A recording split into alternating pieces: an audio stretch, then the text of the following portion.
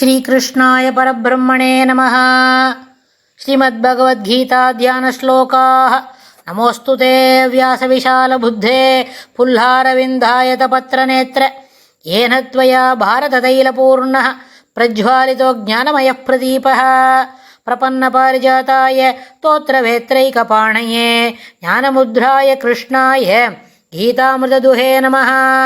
सर्वोपनिषदो गावो दोक्ता गोपालनन्दनः पार्थो वत्सत्सुधीर्भोक्ता दुक्तं गीतामृतं महत्। वसुदेवसुतं देवं कंसचाणूरमर्दनं देवकी பரமானந்தம் கிருஷ்ணம் வந்தே ஜெகத்குரும். அடுத்தது ஞான விஞ்ஞான யோகத்தில் 14வது ஸ்லோகம். தைவீஹேஷா குணமயி மம மாயா துரத்யயா மாமேவ ஏ பிரபத்யந்தே மாயாமேதாம் தரந்தி தே. தைவீஹேஷா குணமயி மம மாயா துரத்யயா மாமேவ ஏ பிரபத்யந்தே மாயாமேதாம் தரந்தி தே. இந்த ஸ்லோகத்தில் பெருமாள் என்ன சொல்கிறார்? இந்த 3 குண வடிவமானது என்னது? சத்வம் ரஜஸ் தமசு, அதனுடைய ராகம் துவேஷம் மோகம், இந்த 3ம் குணமயி முக்குண வடிவமான பெருமாள் என்ன பண்ணுறார்? தன்னை மாயையின் மூலமால் தெய்வசக்தி வாய்ந்தது. இந்த பெருமாளை புரிஞ்சுக்கிறதுக்கு என்ன செய்யணும்? தெய்வமாகிய பெருமாளையே இதை சார்ந்தது. இந்த 3 குணமும் சத்வம் ரஜஸ் சமசும் பெருமாள்கிட்டே தான் வந்தது. அதுக்கு அடிப்படையாக இருக்கிற, அதனோட தொடர்ச்சியாக இருக்கிற ராகம் துவேஷம் மோகம். ராகம் என்று சொன்னால் விருப்பு, துவேஷம் என்று சொன்னால் வெறுப்பு, மோகம் என்று சொன்னால் மயக்கம். இந்த 3மே என்னது? தெய்வசக்தி வாய்ந்தது. மேலும் துரத்யாகி தாண்டுதற்கு அரியதன்றோ. இதிலேருந்து நம்ம தாண்டி வெளியில் போக முடியுமா?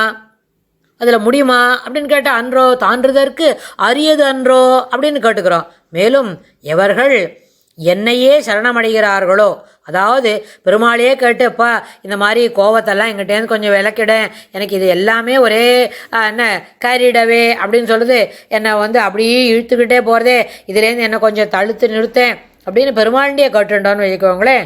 சரணமடைகிறார்களோ எவர்கள் ஸ்ரீகிருஷ்ணரை சரணமடைந்து இந்த மோகம் மயக்கம் ராகம் துவேஷம் விருப்பு வெறுப்பு இவற்றிலிருந்து தன்னை மீட்டு தர வேண்டும் அப்படின்னு பெருமாள்கிட்டே யார் சரணமடைகிறார்களோ பிரபத்யந்தே தே அவர்கள் இந்த மாயையிலிருந்து தாண்டுகிறார்கள். இந்த மாயை கேரிடவே பை அப்படி வேடிக்கை பார்த்துட்டே இருக்கோம். நல்ல நேரமெல்லாம் போயிடுறது.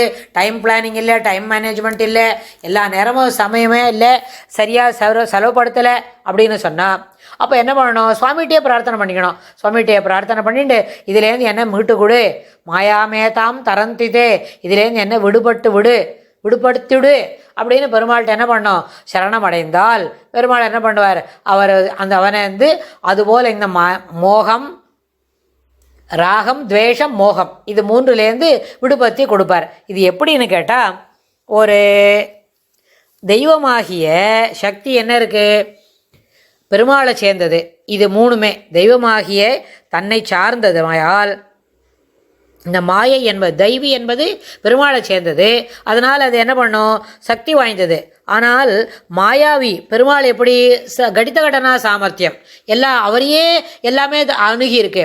அவரை தாண்டி எதுவுமே இல்லை. பெருமாள்கிட்ட கேட்டு எல்லாத்தையும் நம்ம வாங்கிக்கலாம். பெருமாள்கிட்ட கேட்டு நம்மளுக்கு என்ன தகுதியோ அதெல்லாம் கொடுக்க சொல்லி பிரார்த்தனை பண்ணலாம். அப்படி இருக்கும்பொழுது என்ன பெருமாளையே அண்டி விருப்பப்பட்டு பிரார்த்தனை பண்ணி எனக்கு இதுலேருந்து மீட்டு தாங்கோன்னு கேட்டால் சுவாமி அதுக்கு ஏற்ப அந்த வேலையெல்லாம் செய்து கொடுப்பார். அதுபோல் இது ஒரு சாதாரண விஷயந்தான் அப்படின்னு நினைக்கிறோம். ஆனால் இல்லை, இது ரொம்ப கடினமானது. பெருமாளே மாமேவ ஏ பிரபத்யந்தே மாயாமேதாம் தரந்திதே, தன்னுக்கிட்ட இருக்கிறதுல இருந்தால் என்ன பண்ணோம்? தரந்தி அப்படின்னு சொல்கிறார். இதை மாற்றினா தானே முடியும், இல்லாட்டா முடியாது இல்லையா? தரந்தி அப்படின்னா என்ன பண்ணோம்? பெருமாளை கேட்டுண்டா தான் இதை நம்ம தாண்ட முடியும், இல்லாட்டா தாண்ட முடியாது. அது எப்படின்னு கேட்டால், ஈஸ்வர சிருஷ்டியில் பெருமாள் நிறைய பக்ஷி பசு அது மாதிரி நிறைய எல்லா சகல ஜீவராசிகளும் இருக்குது. அதில் எத்தனை பக்ஷி இருந்தாலும் கோடான கோடி இருந்தாலும் அன்ன பக்ஷிக்கு மட்டும் என்ன சிறப்பு உண்டு?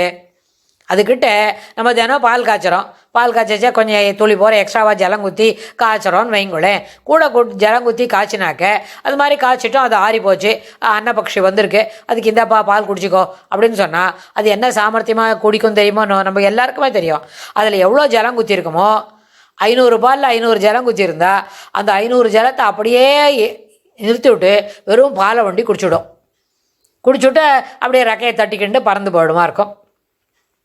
ஆனால் இதுபோல் ஒரு சாமர்த்தியம் பாக்கி உள்ள எத்தனையோ பட்சி பார்க்குறோம். ஒரு நாளில் ஒரு மரத்தடியில் அப்படி நின்றுட்டு பார்த்துட்டா விதவிதமான பட்சிகள் வருது, விதவிதமான பறவை வந்து பறக்கிறது போகிறது எல்லாமே நடக்கிறது.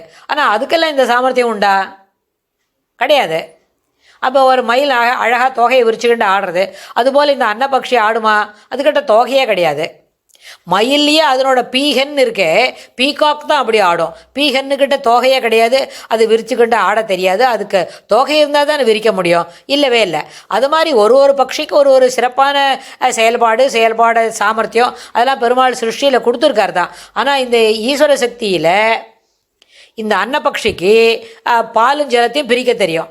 அதுபோல தான் இந்த மாயாவியாக இருக்கிற இந்த கடித பிரகிருதி சம்பத்தினால ராகம் துவேஷம் மோகம்னு போன ஸ்லோகத்தில் பார்த்தோமே, அதில் நம்ம மாட்டிக்கிட்டு என்ன பண்ணுறோம்? நான் பிராகிருதம் தான், எனக்கு இதெல்லாம் பிடிக்காதுப்பா, எனக்கு இதை பார்த்தாலே கோபமாக வருதுப்பா, இதை பார்த்தாலே அழியாக துக்கமாக வருதுப்பா அப்படின்னு சொல்லி தன்னை அதுலேருந்து மீட்டுக்கண்டு வர தெரியலன்னா அவள்லாம் பிராகிருதன் அப்படின்னு பார்த்தோம். அதனால் இந்த தரந்தீத்தே பெருமாளேந்து விருப்பப்பட்டு அவருண்ட தயையாக நின்று சரணாகதி பண்ணிட்டு அப்போ தான் இதுலேருந்து தாண்ட முடியும்னு சொன்னால் நிறைய பேரால் இந்த பிராகிருதி சம்பந்தம் இருக்கிறதுனால தாண்டறதுக்கே தெரியல, தாண்டனம்ன்றதே மனசில் வாங்கலை. அப்போ என்ன ஆகும்? இந்த ஸ்லோகத்தில் என்ன சொல்கிறார்? இந்த அன்னப்பக்ஷி எப்படி தன்னை ஜலத்தையும் பாலையும் தனியாக பிரிக்க தெரியுமோ அதுபோல் இந்த மாயையிலேருந்து நம்ம விடுபட்டுக்கணும் அப்படின்னு நம்மளுக்கு தெரிஞ்சுக்கணும். ஆனால் பெரிய பரமஹம்சர் யோகி அவளுக்கெல்லாம் என்ன பண்ணோம்? இந்த மாயையிலேருந்து தன்னை விடுபடுத்திக்கணும் அப்படின்னு தெரியும். பெருமாள்கிட்ட கேட்டுப்பா, அவளே அவளோட முயற்சினால் யோக சக்தியினால் இதிலேருந்து மீண்டு வருவாளாகும். ஆனால் நம்மளை போல் சாதாரணப்பட்டவாளுக்கு என்ன தெரியும்? இந்த மாயையிலேருந்து வெளிப்பட்டு வரத்துக்கே தெரியாது, அப்படியே இருந்துகிட்டே இருப்போம். அதனால் ஈஸ்வரன் மாயையோடு எப்படி இருக்கார்? பாலும் நீரும் கலந்தா போல இருக்கார். அந்த நீரை பிரிச்சுட்டு பாலை மட்டும் பயன்படுத்திக்கணுன்ற அந்த சாமர்த்தியம் நம்மளை போல சாதாரணப்பட்டவாளுக்கு இல்லவே இல்லை. அதனால் ஈஸ்வரனை அறியக்கூடிய சக்தி நம்மளுக்கு இல்லவே இல்லை. அதுக்கு தனியாக பழக்கம் பண்ணிக்கணும். அதுக்கு ஈஸ்வரனுடைய கிருப்பை இருந்தால் தான் முடியும். அதுபோல் இந்த விஷயத்தை இதோடு பார்க்கும்பொழுது ஒரு பாம்பு இருக்குது, அதுக்கு பல்லில் விஷம்தான், பாம்பு கடித்தா அது விஷம் பரவிடும் தான். ஆனால் அது பாம்பையே பாதிக்குமா? பாதிக்காது. அதே மாதிரி பூனை இருக்குது, அது எலியை பிடிக்கிறது, அதனோட குட்டியை தூக்கின்னு போகிறது, எல்லாம் பண்ணுறது. அதனோட குட்டியை தூக்கின்னு போது அதுக்கு ஒன்றுமே ஆகாது.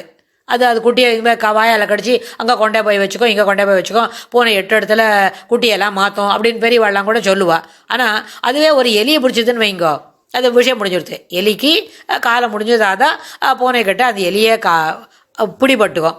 அதுபோல் யாருக்கு ஒரு இடைஞ்சல் இருந்தாலும் அது அவனையே பாதிக்காத பொழுது அது ஒன்றும் பண்ணாது. ஆனால் ஈஸ்வர சிருஷ்டி இந்த உலகத்தில் என்ன பெருமாள் என்ன சொன்னார்? திருப்பேர் குணமயர் பாவை அப்படின்னு சொன்னால் இந்த ராகத்வேஷங்கள்லாம் கூட பெருமாள்கிட்ட இருந்தாலும் இது பெருமாளெல்லாம் ஒன்றும் பாதிக்காது. இதுலேருந்து என்ன பண்ணோம்? இதை தாண்டி விட்டது. அதனால் மாயினால் பந்தப்பட்ட மனுஷன் ஜீவன் இந்த பந்தத்திலேருந்து விடுபட்டுக்கணும். இதுக்கு யாரோட அனுகிரகம் வேணும்? ஸ்ரீகிருஷ்ணருடைய அனுகிரகம், பரம அனுகிரகம் இருந்தால் தான் இந்த மாயையிலேருந்து விடுபட்டு இது வேற அது வேற அதுலேருந்து அதுக்கு போகணும். என்ன சொன்னால் மாயையை விடுபட்டுக்கணும். மாயையிலேருந்து விடுபட்டு ஈஸ்வர சித்தத்துக்கு நம்மளுக்கு என்ன பிரதிபாத்திரமாக ஆக்கிக்கணும்னு சொன்னால் அதற்கும் ஸ்ரீகிருஷ்ணருடைய பரம அனுகிரகம் வேணும் என்று சொல்லி இந்த பதிவை நம்ம நிறைவு செய்கிறோம். இந்த ஸ்லோகத்தை முடிச்சுக்கிறோம். அடுத்த ஸ்லோகத்தில் பெருமாள் இன்னும் என்ன சொல்லிக் கொடுக்குறார் அப்படின்னு பார்க்கலாம். ஸ்ரீகிருஷ்ணாய துப்யம் நமஹ.